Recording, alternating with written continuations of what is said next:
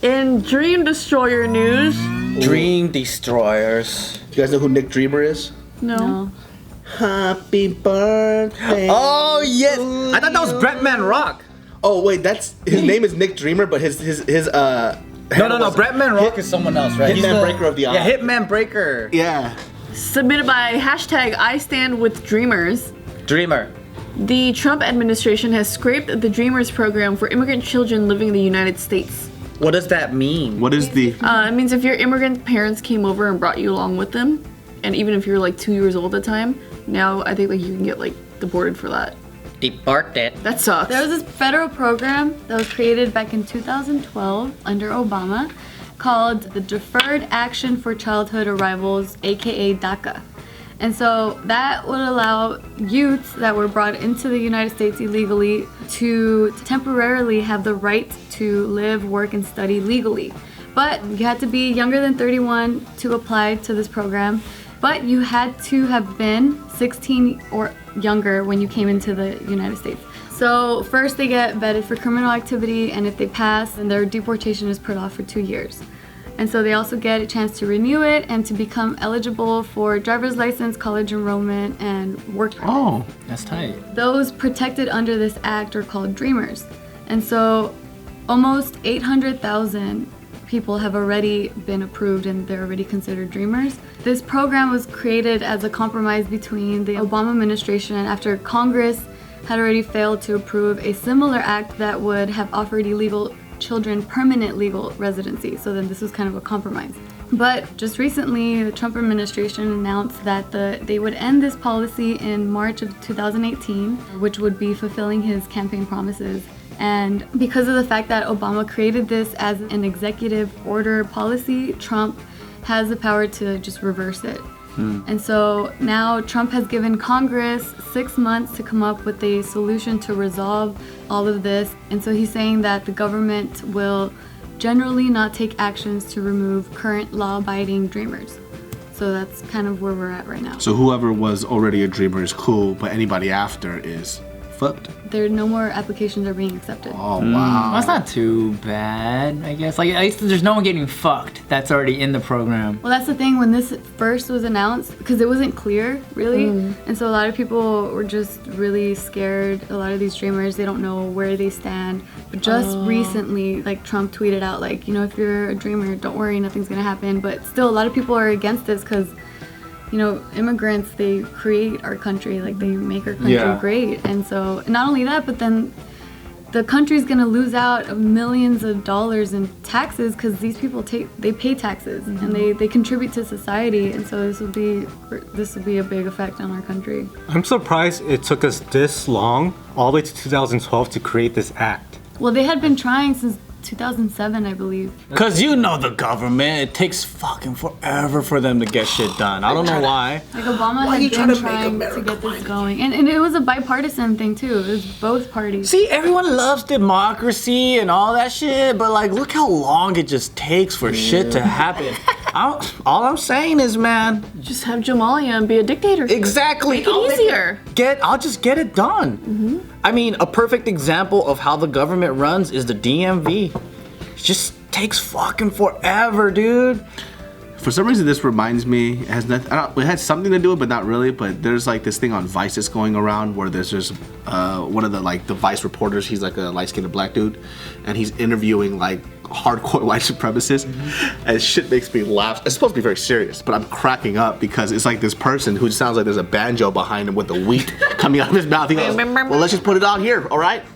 I'm far superior than you." Dang, dang, dang. What the fuck? He goes, "I'm more superior than you in every single way. I'm smarter than you. I'm stronger than you."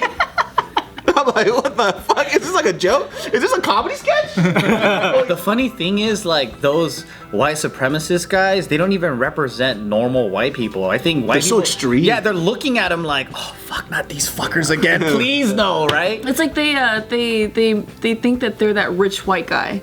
You know, like they're the same. Like I'm the same thing as him, so I'm. They're not. They're nowhere. They're not even the same thing. Oh, like your whole family put together has one tooth total.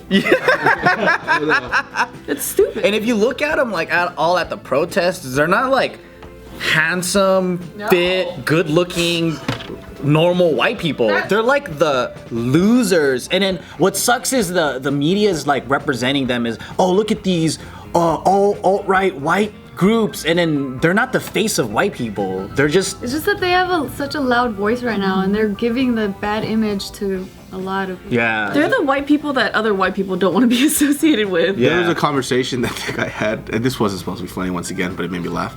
And he was like, so you're saying that we should have a genocide, right? And she goes, yes, that's exactly what I'm saying. Oh my god! Her husband's like... And then he was like, what do you think? He goes, I have no comment on that. He goes, I want my kids to grow up in a white society, how it should be. There should be a genocide. And the camera pans over to the guy again. He goes, I love you. Are you serious? I love you. That is so romantic. He stands by his woman. Hellbilly love.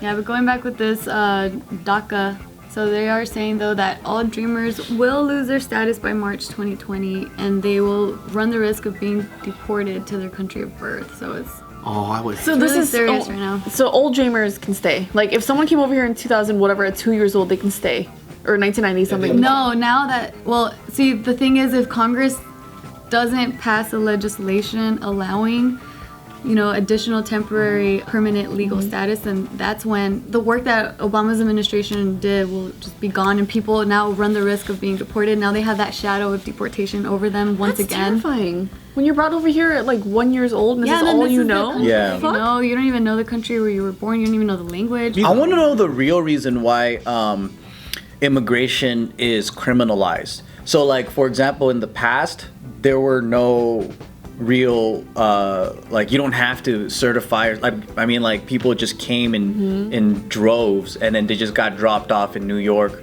No papers, and then people just came in, and I don't know if it's a population thing now where we're like maxed out, or social services or all the things that immigrants need is like there's too much money being spent. If they can give us a legit answer why this is happening, I think it's a lot better, because everything is being being like a race issue. It's like, oh, we just don't want illegals here or whatever. I need to know like why. I think that reason is probably a worse reason than race. It's probably why they're not telling you. Yeah, it's probably like they're running out of money, or they need more money, or When what is it, during the Vietnam War, when people came over, the refugees, is that considered asylum? They sought asylum here?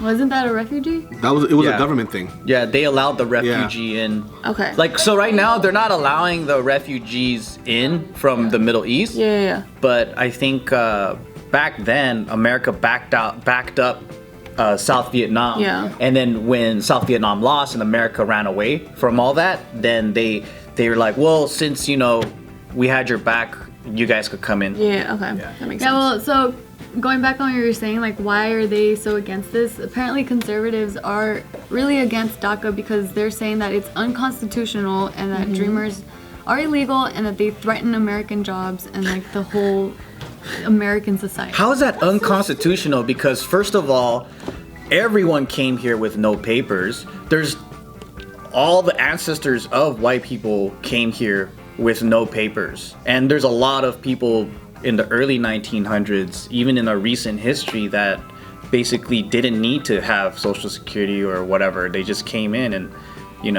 there's Americans that were in America for many, many generations that didn't have a Social Security number until it was in. I don't know, if you're gonna deport my ass, you better fucking teach me how to speak Korean completely fluently. Teach me all about Korea, then I'll move my ass back there. Cause I can't go there, like, I'm an immigrant. Well, I'm a citizen now.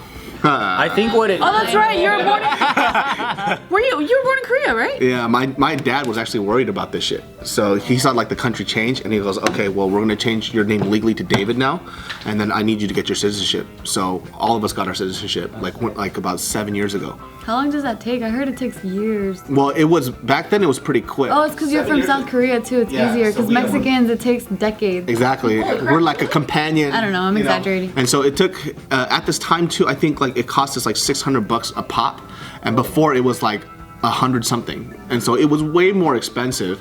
But my dad was like, I'm just gonna pay it, and so like 7 or 8 years ago, he paid it for all of us, and then we passed it. Good. Now you guys don't have to worry about this. Exactly. So my dad, surprised, he was right. Just saw it coming. I remember quizzing my aunt for her immigration papers. So sometimes I lurk on the alt-right and like I kind of see Like Breitbart News and stuff.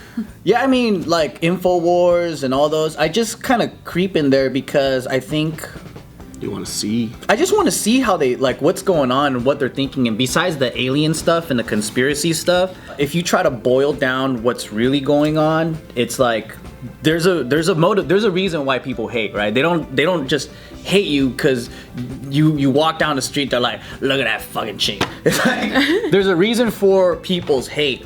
And then I think the main reason why humans hate is because they feel threatened or something's being taken away from them.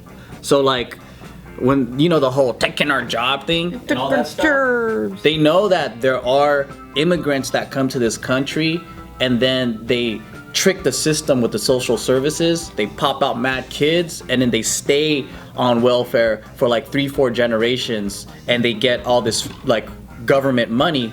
And so they qualify for these things just based off of race, not for anything else. And then there are white people that have been in this country for many generations that because they're white, they can't get the social services. Mm-hmm. Middle class to maybe even poor white males, they don't qualify for certain financial aid and stuff for college and all that stuff, but then minorities get it just for the sake of being minorities. They don't even have to be poor. And they see that firsthand and they go, what the fuck, dude? Like, how come they get it just based off of race? So I can really start understanding their point of view, why they're so angry. But at the same time, I think it's like when you see things on the bottom level, you don't see it from the top level. And it causes all this fucking fighting. It's in human nature to be right. Like, we all want to be right, and so from their perspective, they think they're right, and they're not trying to listen to the other side of the story. Yeah. I think what we really gotta do is just listen to each other, because it's like, why the hell?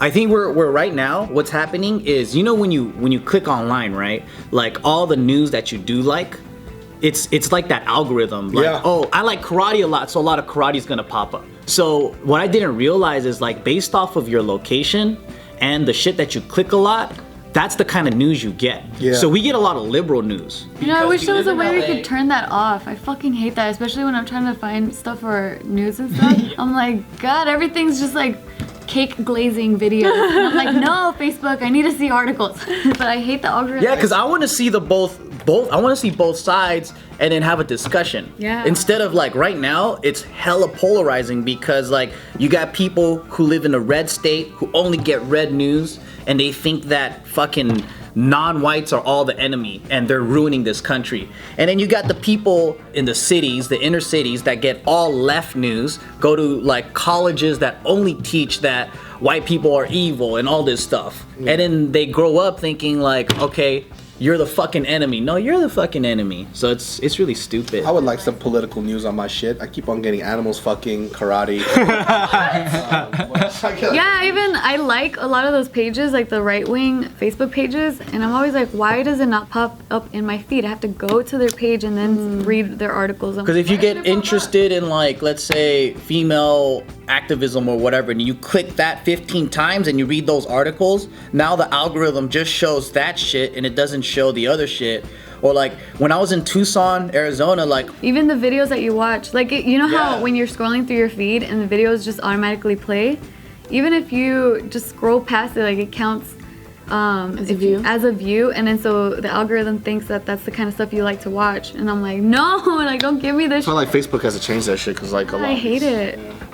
No, but anyways, like some positivity to this story is that companies have stated that they will not fire their employees, like their dreamer employees, and that they will offer legal protection. So for example, Microsoft, they are committed to 39 dreamers employed by them, and that they will vigorously defend them, and that they would provide and pay for their legal counsel. And Apple will also provide lawyers to their 250 dreamers that they have employed. Oh, that's dope. Yeah, that's cool. Yeah. So at least some positivity there. That's some good PR. Happy birthday to you all. Hopefully Congress is able to do something about this. and could be a positive solution for everyone.